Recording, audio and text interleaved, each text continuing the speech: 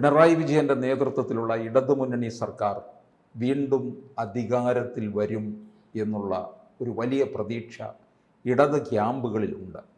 പക്ഷേ അതുപോലെ തന്നെ പ്രതീക്ഷയിലാണ് UDF ക്യാമ്പും.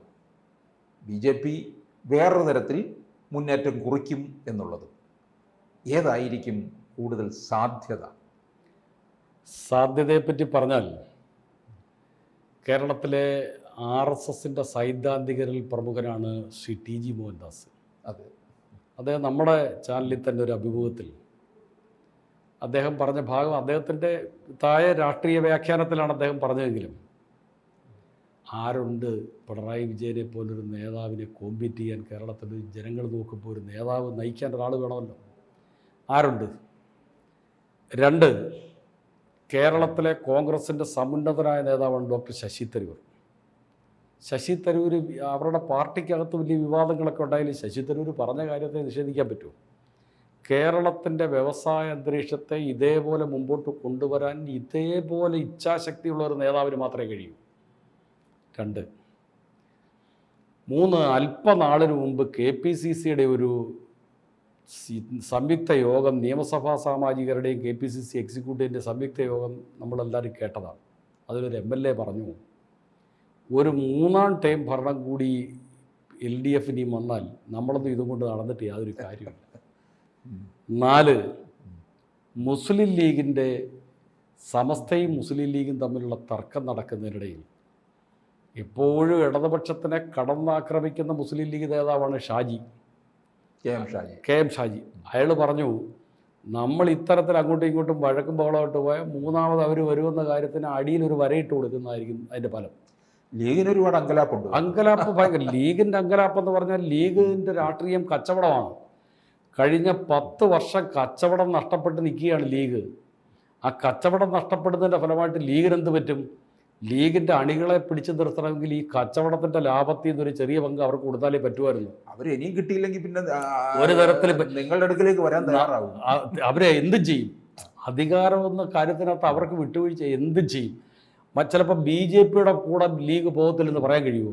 പക്ഷേ നിങ്ങളുടെ അടുക്കിലേക്ക് വന്നു കഴിഞ്ഞാൽ അവർക്ക് ബാർഗെയിനിങ് നടക്കത്തില്ല. ഇല്ല, അവരുടെ ഏറ്റവും വലിയ രാഷ്ട്രീയം എന്ന് പറഞ്ഞാൽ ബാർഗെയിനിങ് രാഷ്ട്രീയമാണ്.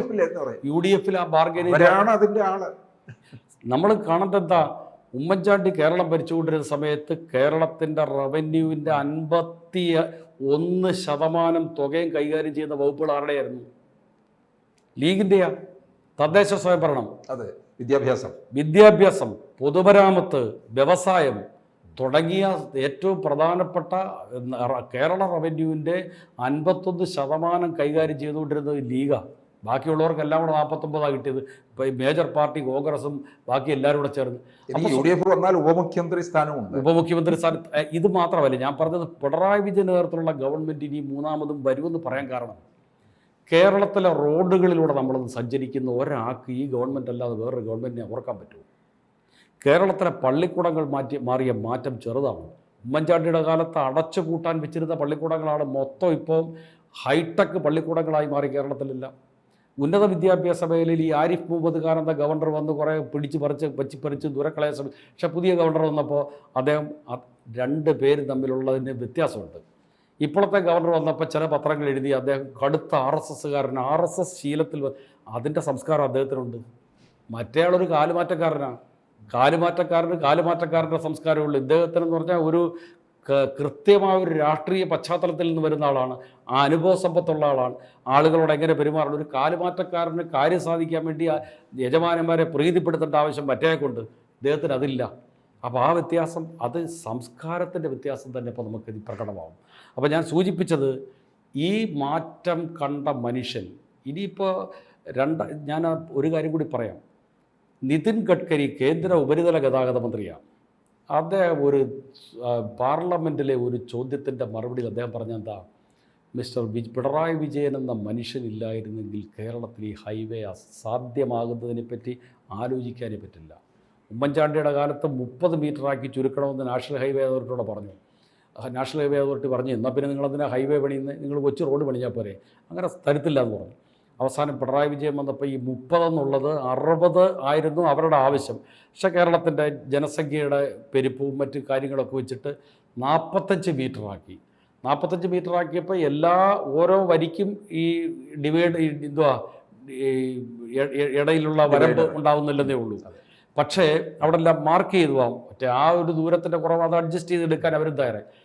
GAIL pipeline K Surendran പണ്ടൊരിക്കൽ പറഞ്ഞു, പിണറായി വിജയൻ മിടുക്കനാണെന്ന് പറയാം, ഈ പൈപ്പ് ലൈൻ ഒന്ന് യാഥാർത്ഥ്യമാക്കിയാൽ.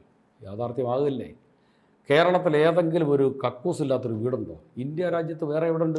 ഈ ഗഡ്കരി പറയുന്നത് ഒരിക്കലും ഒരു രാഷ്ട്രീയ ലാഭത്തിനൊന്നും വേണ്ടി അദ്ദേഹം വലിയ ഒരു അസസ്മെന്റ് ആണ്. അദ്ദേഹം വലിയ മാനസിക വലിപ്പമുള്ള വലിയ ആളാണ്. അപ്പം ഞാൻ സൂചിപ്പിച്ചത് അത്തരമൊരു സാഹചര്യം മനുഷ്യനെ കേരളത്തിൽ അതിദരിദ്രരില്ലാത്ത ഇന്ത്യയിലെ ഏക സംസ്ഥാനമായി കേരളം ഈ നവംബറിൽ മാറുകയാണ്. അവർക്ക് വോട്ട് ചെയ്യാതിരിക്കാൻ ചെറിയ ചെറിയ തടസ്സങ്ങളും പ്രശ്നങ്ങളും ഉണ്ടായിരുന്നു. ആ പ്രശ്നങ്ങളൊക്കെ അതിജീവിച്ച് കേരളം മികച്ച തരത്തിൽ മുമ്പോട്ട് വരുമ്പോൾ കേരളത്തിലെ വ്യവസായ രംഗത്തുണ്ടായ മാറ്റം ചെറിയ മാറ്റമാണ്. ഇതിനിടയ്ക്ക് പറഞ്ഞല്ലോ, ഈ ലീഗ് അധികാരത്തിന് വേണ്ടി എന്തും ചെയ്യും, വേണമെന്നുണ്ടെങ്കിൽ BJP-യുമായിട്ടും കൂട്ടുകെട്ടും. അങ്ങനെ ഒരു സാധ്യതയിലേക്ക് നീങ്ങാൻ സാധ്യത തള്ളിക്കളയാവുന്നതല്ല. കാരണം ലീഗിനെ സംബന്ധിച്ച് അടിസ്ഥാനപരമായി മാർക്സിസ്റ്റ് വിരുദ്ധത ശക്തമാണ്. ആ മാർക്സിസ്റ്റ് വിരുദ്ധത എപ്പോഴും ലീഗിൽ നിന്ന് പണ്ട് കുഞ്ഞാലിക്കുട്ടി ഉൾപ്പെടെയുള്ളവർ ഇങ്ങോട്ട് വരുന്നതിനെ പറ്റി ഒരു നീക്കം നടത്തിയപ്പോൾ അതിനകത്തുള്ളൊരു വലിയ ശക്തി അതിനെതിരെ നിന്നവരുമുണ്ട്. അപ്പോൾ ആ ശക്തി സ്വാഭാവികമായിട്ടും മാർക്സിസ്റ്റ് വിരുദ്ധ മനോഭാവം അതിശക്തവർക്ക് സ്വാഭാവികമായും. എന്നാൽ പിന്നെ ഈ മകൻ മരിച്ചാലും വേണ്ടില്ല മരുമകളുടെ കണ്ണീര് കണ്ടാൽ മതി എന്ന് പറയുന്നത് പോലെ CPM-കാരൻ വരാതിരിക്കാൻ BJP ആയാലും വേണ്ടില്ല എന്ന് ചിന്തിക്കുന്നവരും അതിനകത്ത്. ഒരിക്കൽ KM ഷാജിയെ പോലുള്ളവർ പരസ്യമായിട്ട് അത് പറയുകയും ചെയ്തു. അല്ല, ലീഗിനെ സംബന്ധിച്ചിടത്തോളം ലീഗിനെ ചേർത്ത് നിർത്താനും ഒരു പക്ഷേ BJP-ക്ക് അറിയാം ഒരു ന്യൂനപക്ഷത്തെ ചേർത്ത് നിർത്തുക അറിയാം, അത് മറ്റു സംസ്ഥാനങ്ങളിൽ മാതൃക കാണിക്കാനെന്നുള്ള രീതിയിൽ അവർക്കറിയാം. പക്ഷേ BJP-യുടെ രാഷ്ട്രീയ തന്ത്രജ്ഞതയെ നമുക്ക് ചെറുതായി കാണാൻ പറ്റില്ല. ഓരോ പ്രദേശത്ത് അവർ നടത്തിയ പ്ലേ, അത് പവർ പൊളിറ്റിക്സിൽ അവരെ പോലെ പ്ലേ ചെയ്യാൻ പറ്റിയ അല്ലെങ്കിൽ കരുക്കൾ നീക്കാൻ പറ്റിയ ഒരു സംവിധാനം ഇന്ത്യ കോൺഗ്രസിന് മുമ്പിലൊന്നുമില്ല.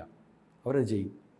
ഇപ്പം ഈ 2024 ലോക്സഭാ തെരഞ്ഞെടുപ്പിൻ്റെ ഒരു സ്റ്റാറ്റിസ്റ്റിക്സ് അനുസരിച്ച് BJP കേരളത്തിൽ ഒരു 11 മുതൽ 15 സീറ്റ് വരെ പിടിക്കും എന്നുള്ളൊരു കണക്ക് പറയുന്നുണ്ട്. പക്ഷെ അത് മാറും. 2024, 2026 2 വർഷമാണ്. അതിനിടയ്ക്ക് രാഷ്ട്രീയത്തിൽ പല മാറ്റവും സംഭവിക്കും. പിന്നെ ലോക്സഭയുടെ ഫലമല്ല നിയമസഭയിൽ, ഇത് രണ്ടുമല്ല തദ്ദേശ തെരഞ്ഞെടുപ്പ് എന്നുള്ളത് നമുക്ക് കൃത്യമായിട്ട് അറിയാവുന്നതാണ്.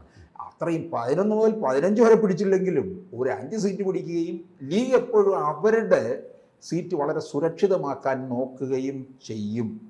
ആ ഒരു സാഹചര്യം വരുമ്പോൾ ഒരു പ്രശ്നത്തിലേക്ക് പോകത്തില്ലേ? ഒരു 10-25 സീറ്റ് അങ്ങനെ മാറിക്കഴിയുമ്പോൾ ഞാൻ മനസ്സിലാക്കുന്ന ഒരു കാര്യം, BJP-യുടെ അണികൾ ഒരിക്കലും UDF-നെ ശക്തിപ്പെടുത്താൻ ആഗ്രഹിക്കുന്നില്ല. കാരണം ആ സ്പേസാണ് അവർക്ക് വേണ്ടത്. അപ്പോൾ UDF തകരുന്ന സ്പേസാണ് തങ്ങൾക്ക് വേണ്ടത് എന്നുള്ളത് കൊണ്ട് തന്നെ BJP-യുടെ അണികൾ ഒരിക്കലും UDF-നെ സപ്പോർട്ട് ചെയ്യാൻ ഇനി കേരള രാഷ്ട്രീയത്തിൽ തയ്യാറാത്തില്ല. അപ്പോൾ ഇദ്ദേഹം നേരത്തെ പറഞ്ഞ ചോദ്യത്തിൻ്റെ പ്രസക്തി അവിടെയാണ്. BJP ഒരു 11 സീറ്റ് വരെയെങ്കിലും പിടിച്ചുകൂടായോ എന്ന് ചോദിക്കുന്ന ചോദ്യത്തിൻ്റെ പ്രസക്തി എവിടെയാണ്? BJP പാർലമെൻറ്റ് തെരഞ്ഞെടുപ്പിൽ തന്നെ ചില മണ്ഡലങ്ങളിൽ വലിയ മുന്നേറ്റം നടത്തി, ചെറുതല്ല വലിയ മുന്നേറ്റം നടത്തി.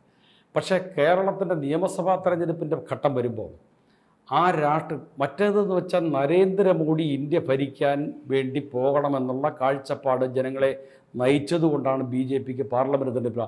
ആ നേരത്തെ TG മോഹൻദാസ് പറഞ്ഞ ഒരു വിഷയം അപ്ലൈ ചെയ്യുന്നവിടെ ആര് നയിക്കും? അങ്ങനെ ഒരു സാധ്യതയും കൂടി ആളുകളുടെ വോട്ടിംഗ് പാറ്റേണിൽ അവർ ചിന്തിക്കും എന്നുള്ളത് കൊണ്ട് തന്നെ കേരളത്തിൽ അതിന് സാധ്യത BJP-ക്ക് ഉണ്ടാവുമെന്ന് എനിക്ക് സംശയമാണ്. 2, മുസ്ലിം ലീഗിനെ സംബന്ധിച്ചിടത്തോളം അവർക്ക് കുറേ ഷുവർ സീറ്റുകളുണ്ട്. പക്ഷേ നേരത്തെ ഉണ്ടായിരുന്നിടത്തുനിന്ന് ഇടിഞ്ഞിടിഞ്ഞ് താഴോട്ട് പോരുകയാണെന്നുള്ള കാര്യം നമ്മൾ ഓരോ തെരഞ്ഞെടുപ്പ്, ഇപ്പം തന്നെ മലപ്പുറം ജില്ലയിൽ ഒരു 5 സീറ്റോളം ഇടതുപക്ഷത്തിൻ്റെ കയ്യിലായിട്ടുണ്ട്. ഒരിക്കൽ നമുക്ക് ഒരു 10 വർഷം മുമ്പ് നമുക്ക് ആലോചിക്കാൻ പറ്റുന്നതല്ലായിരുന്നു. പക്ഷേ ഇപ്പം LDF-ന്റെ CPM-ന്റെ കയ്യിലിരിക്കുന്ന ഒരു സീറ്റ് അത് പിന്നെ ലീഗിൻ്റെ മുൻകാലത്ത് ലീഗിൻ്റെ കയ്യിലായിരുന്നു. ആ സീറ്റ് കാണിച്ചുകൊണ്ടാണ് ജോസ് കെ മാണിയെ ഇപ്പുറത്തേക്ക് കൊണ്ടുവരാൻ ശ്രമിക്കുന്നത്, തിരുവമ്പാടി. തീർച്ചയായിട്ടും.